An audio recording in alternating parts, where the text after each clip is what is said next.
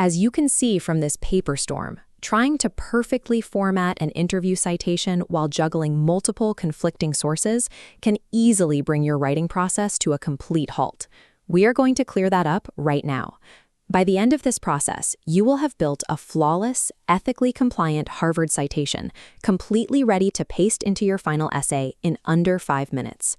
Looking at this dashboard, there are 3 mandatory prerequisites you need to gather before we begin: your raw interview source material, your specific university style guide, and your signed interviewee consent form.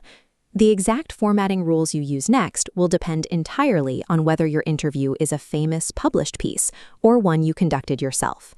Getting these materials organized up front is the only way to ensure your final citation passes strict academic scrutiny and maintains rigorous ethical standards. Step 1. We need to place your interview into one of 2 distinct categories. This decision tree starts with a single defining question. Can your reader independently search for and retrieve this specific interview? If the answer is yes, you are citing a published interview. This means the material is already accessible to the public through media like podcasts, newspaper articles, or books. If the answer is no, it falls under a personally conducted interview. These are private interactions, like a direct phone call, an email thread, or a one-on-one video meeting you hosted. Because published interviews are simply cited based on their format, like citing a standard book or podcast, we are going to focus exclusively on the specific hurdles of the personally conducted route. Before you format anything for a personally conducted interview, you must pass this ethics check. You must verify that you have explicit, documented permission from your subject to use their words, and you need to ensure you have thoroughly redacted any confidential information they shared. Knowing your exact interview type and clearing your ethical obligations right now determines the exact formatting rules you will apply in the next phase.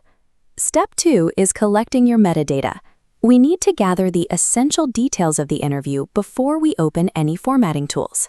On this checklist, the first 2 required elements to write down are the exact name of the interviewee and the exact name of the interviewer. Do not make the common mistake of only recording the year. You have to write down the absolute full date the interview took place, day, month, and year. Finally, document the specific format of the interview, such as an audio file or a written transcript, and the access source where it is currently held. If you skip even one of these 5 details, automated citation generators will output structurally invalid references, which will cost you marks on your final paper. Step 3. Now we take those raw details and generate the formal reference. Navigating to the Harvard Reference Generator interface, you will input those 5 details directly into the corresponding fields. The tool immediately compiles your metadata and outputs a cleanly formatted reference string, ready to copy to your clipboard. However, you cannot stop here. This output is just your baseline. You still have to apply what we call the institutional polish. Many universities classify private, unrecoverable interviews strictly as personal communication. This side-by-side comparison shows the difference in execution. While a published interview gets a full entry on the left, a personal communication often exists as an in-text-only citation, never appearing in your final reference list at the end of the document. Because of this variation, you need to open your specific university handbook right now and check their exact rules for personal communication and full transcript appendices.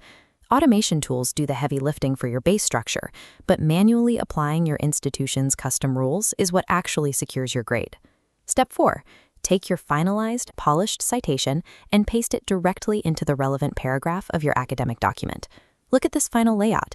The reference sits seamlessly within the text, providing clear evidence for your argument without breaking the reader's flow.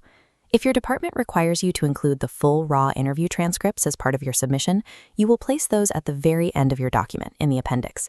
Be sure to double-check your style guide on how to explicitly direct your reader from your new in-text citation straight to that specific appendix section. By working chronologically through categorization, metadata collection, and institutional rules, you have successfully transformed raw interview notes into a fully compliant, ethically sound academic citation.